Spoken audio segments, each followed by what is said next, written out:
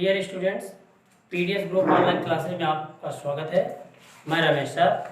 आज आप लोग को कक्षा 10 और कक्षा 11 दोनों का क्या है, विज्ञान ही चल रहा है और इसमें आपका कॉम्बिनेशन है। तो मैं आपको बता रहा हूँ इसमें जो आपकी टॉपिक है जो चलेगी बेसिकली नॉलेज के रूप में, कार्बनिक यौगिकों की नामकरण पद्धति। यानी कार्बनिक यौगिकों की नामकरण पद्धति, हम कार्बनिक यौगिकों के नामकरण कैसे करते हैं, क्योंकि मैंने आपको बता भी दिया है और चैप्टर में पढ़ा भी दिया है, लिखा भी दिया है। तो हम जानते हैं, उम्मीद करते हैं कि आप लोग उसको पढ़े होंगे, आपको समझ में आया या नहीं आया, या फिर कुछ बच्चे ऐसे भी होते हैं जिनको समझ में आ जाता है एक ही बार में, कुछ ऐसे होते हैं जिनको बार बार समझाना पड़ता है तब जाके समझ में आता है। तो हम इसीलिए आपको दोबारा कार्बनिक यौगिकों की नामकरण पद्धति के बारे में आज हम बताएंगे। तो देखिए, सबसे पहले कार्बनिक यौगिक क्या होते हैं, जिनमें क्या होते हैं, कार्बन तत्व दिए होते हैं, उन्हें क्या कहते हैं, कार्बनिक यौगिकों कहते हैं। तो सबसे पहले आपका क्या होता है, कार्बनिक यौगिकों में सबसे पहले आप पहला नंबर देखिए, हाइड्रोकार्बन। हाइड्रोकार्बन, तो देखिए हाइड्रोकार्बन की परिभाषा तो मैं लिखा दिया हूं, लेकिन इसमें लिखाऊंगा नहीं, आपको केवल बता दूंगा, ठीक है ना। हाइड्रोजन और कार्बन से बने यौगिकों को हम क्या कहते हैं, हाइड्रोकार्बन कहते हैं। अब आता है कि हाइड्रोकार्बन के प्रकार। तो हाइड्रोकार्बन के दो प्रकार होते हैं। हाइड्रोकार्बन के दो प्रकार, एक होता है आपका संतृप्त हाइड्रोकार्बन,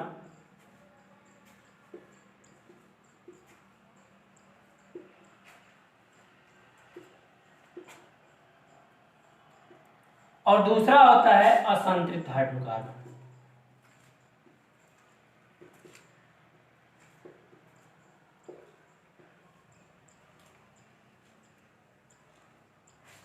संतृप्त हाइड्रोकार्बन और असंतृप्त हाइड्रोकार्बन, इसको क्या कहते हैं, सैचुरेटेड हाइड्रोकार्बन, इसको क्या कहते हैं, अनसैचुरेटेड हाइड्रोकार्बन।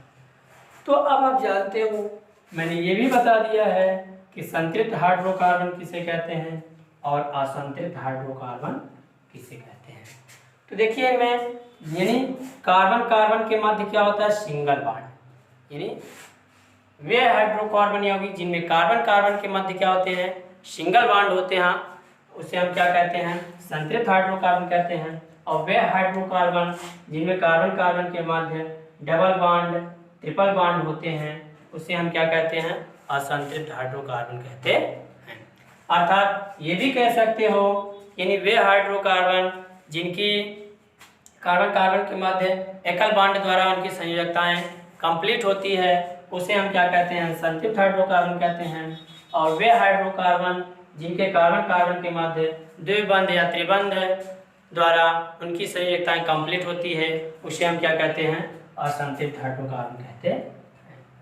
अब बात ये आता है कि संतृप्त हाइड्रोकार्बन में क्या होता है, आपका एल्केन होता है, यानी एलिफैटिक, समझ रहे हैं, और आपका एलिफैटिक, इसमें आपका यानी खुली श्रृंखला भी आती है जिसको हम ओपन चैन कहते हैं। यानी इनमें आपके क्या आते हैं, इनके अंतर्गत पहला क्या आता है, एल्केन आता है, इसके अंतर्गत आते हैं। और दूसरा क्या आता है आपका, असंतृप्त के अनुसार क्या आता है, आपका एल्कीन आता है। और तीसरा क्या आता है, एल्काइन आता है। यानी एल्कीन, एल्केन, एल्कीन, एल्काइन, ये तीन हैं क्या, संतृप्त हाइड्रोकार्बन और असंतृप्त हाइड्रोकार्बन के अंतर्गत आते हैं। तो इनका हम क्या जानेंगे, सूत्र जानेंगे और अनुलग्न जानेंगे। तो देख लीजिए इसको,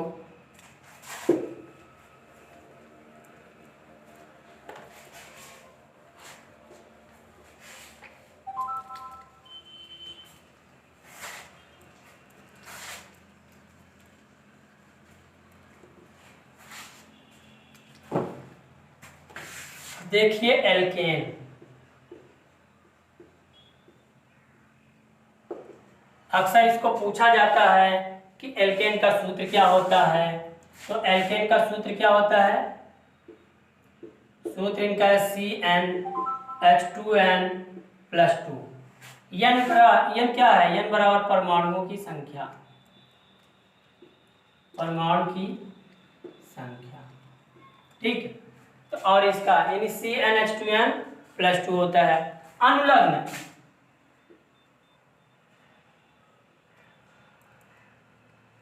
अनुलग्न जो बाद में लगता है और पूर्व लग्न जो पहले लगता है, तो इसका अनुलग्न क्या होता है? एन होता है, ANEN।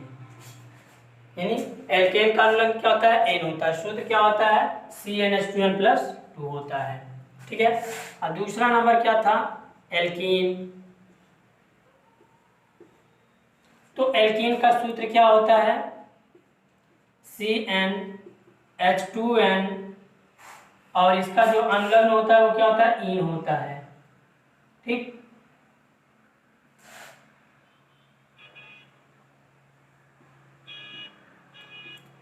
अनुलग्न क्या होता है? ईन होता है, ठीक है। और सूत्र क्या होता है? CnH2n। n क्या है? परमाणु की संख्या। अगर कार्बन 1 है तो हाइड्रोजन क्या होगा? 2 होगा, जस्ट उसका 2 गुना। लेकिन एल्केन में क्या होता है? कार्बन अगर 1 है, हाइड्रोजन क्या होगा? उसके 2 गुने से 2 अधिक, ठीक। तो ये होता है आपका। और तीसरा नंबर क्या है आपका? एल्काइन।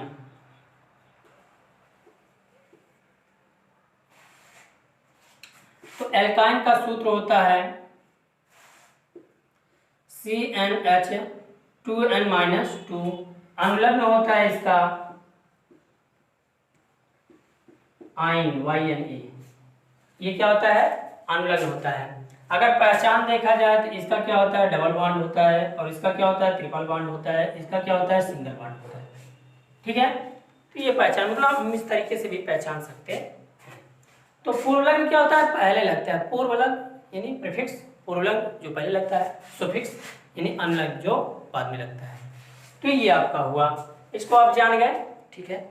अब अगला जो है आपका, जैसे कि कार्बन की संख्या दिया हो और उनके नाम क्या होते हैं। मैंने आपको लिखाया तो है, लेकिन पुनः दोबारा भी आपको रिपीट करा दे रहा हूँ, ताकि आप लोग आसानी से IPAC नाम करना सीख जाए। चलिए देखिए, यानी जैसे आपका क्या, कार्बन की संख्या अगर 1 दिया है तो इसको क्या कहते हैं? मेथ। अगर कार्बन की संख्या 2 दिया है तो क्या होता है? एथ। कार्बन की संख्या अगर 3 है तो क्या होता है? प्रोप।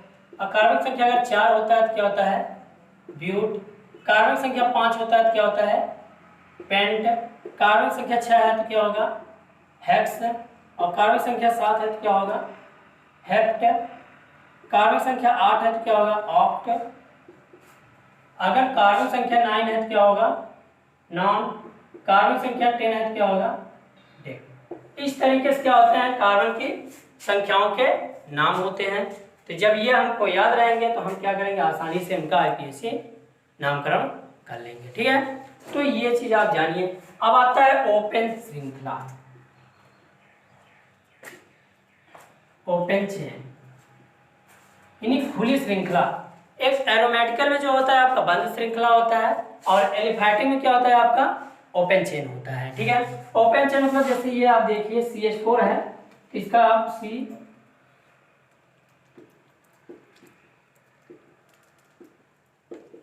ये क्या है? ओपन मतलब खुली है, ठीक है। और जो क्लोज चेन होता है वो क्या होता है? क्लोज यानी बंद रहता है, साइक्लो में रहता है, ठीक है। तो एक आपका आता है, अगला जो आता है क्या आता है? फादर चेन यानी जनक श्रृंखला।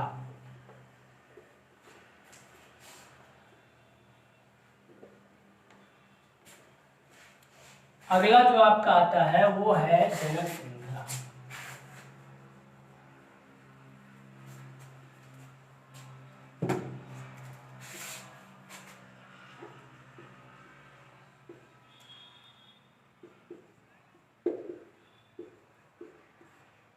देखिए जनक श्रृंखला किसे कहते हैं? यानी ऐसी श्रृंखला जिसमें कार्बन परमाणुओं की संख्या अधिकतम होती है, उसे हम क्या कहते हैं? जनक श्रृंखला कहते हैं। ऐसी श्रृंखला जिसमें कार्बन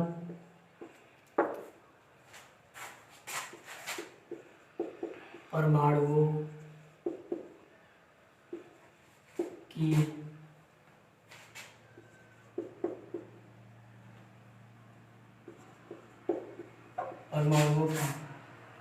संख्या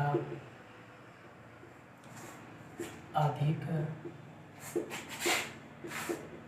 होती है उसे जनक श्रृंखला कहते हैं।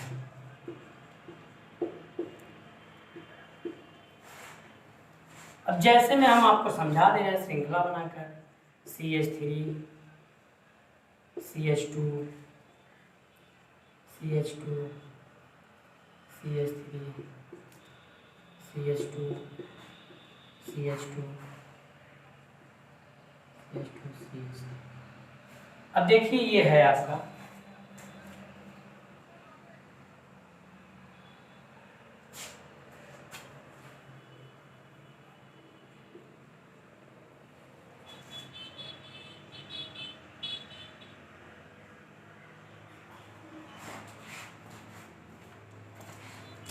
ये आपका दिया है। तो अब देखिए काउंट 1 2 3 4 5 6 7। अगर मान लो 1 2 3 4 5 6, ये आपका 6 आ रहा है। इधर से क्या कर रहा है 7 जा रहा है। इधर से 1 2 3 4 5 6, इधर से भी 6 आ रहा है। तो आपकी जो ये श्रृंखला होगी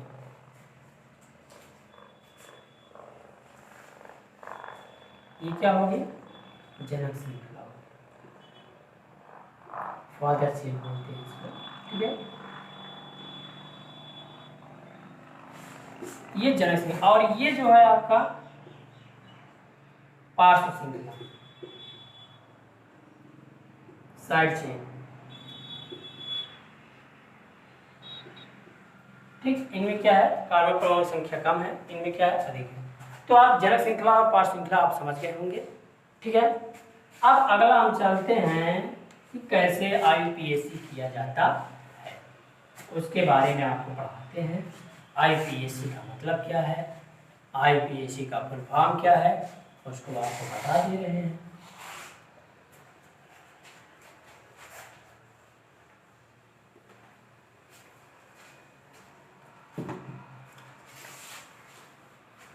अब अगला है IUPAC। IUPAC का full form international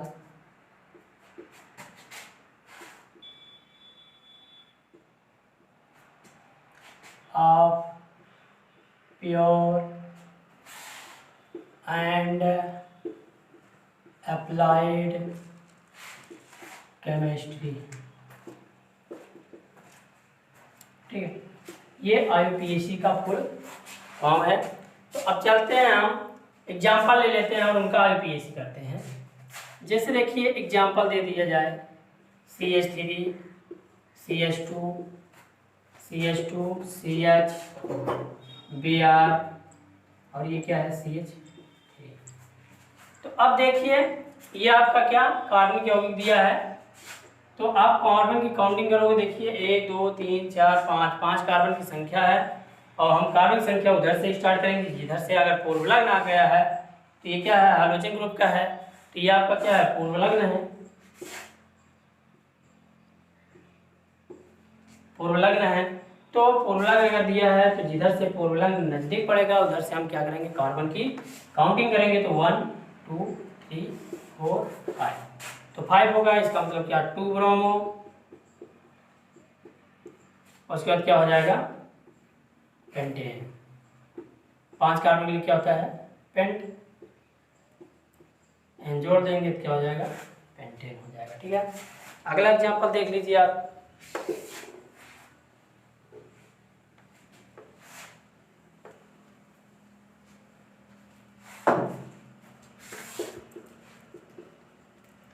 CH3 CH2 CH2 CH3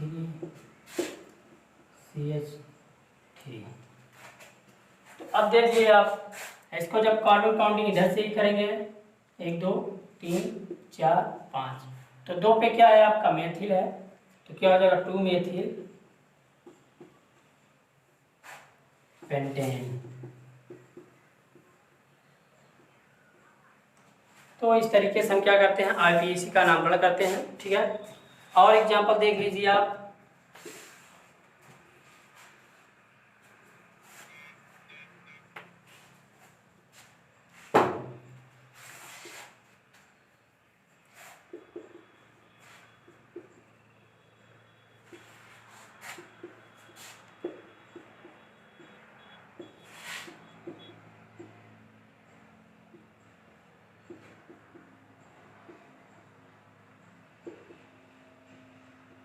देखिए ये आपका दिया है 1 2 3 4 5 6 7, 1 2 3 4, तो मतलब 4 पे आपका क्या पड़ रहा है, ये एथिल पड़ रहा है। तो चाहे जिधर से हम काउंटिंग करेंगे तो आपका क्या हो जाएगा 4 ethyl,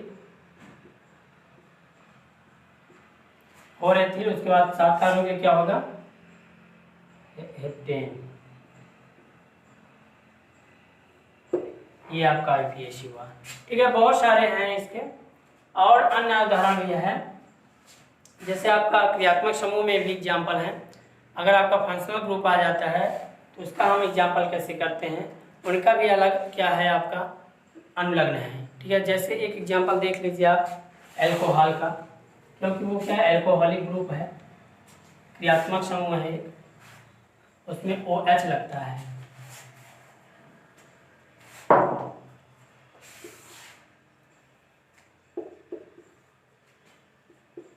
CH3 CH2 CH2 CH OH CH।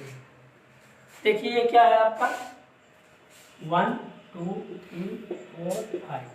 अगर इसको पूर्वलग्न के रूप में लिखें तो क्या हो जाएगा 2 हाइड्रोक्सी, 2 हाइड्रोक्सी, उसके बाद क्या हो जाएगा पेंटेन। या फिर इसको ऐसे भी 2 पेंटेनॉल,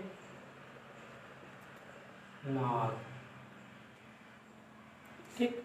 2 पे क्या है OH लगा है, इसलिए क्या होगा 2 पेंटेनॉल। तो इस तरीके से आपका क्या हुआ कार्बनिक यौगिकों के नामकरण, इन्हीं ऐसे हम करते हैं, ढेर सारे हैं। तो आज आपका इसमें यहीं तक, इसको आप अच्छे से जो भी आपको बताया गया उसको आप रिवीजन कर लीजिए, आप याद कर लीजिए, ताकि आप आसानी से IUPAC नामकरण कर सकें। अगर आपको न समझ में आए, कहीं दिक्कत हो, तो आप मेरे व्हाट्सएप नंबर 9335 34 7105 पर कॉल या SMS करके समस्या का समाधान प्राप्त कर सकते हैं। धन्यवाद। सब्सक्राइब कीजिए हमारे चैनल को और बेल दबाना न भूलें ताकि अगले वीडियो का नोटिफिकेशन आपको आसानी से मिल सके।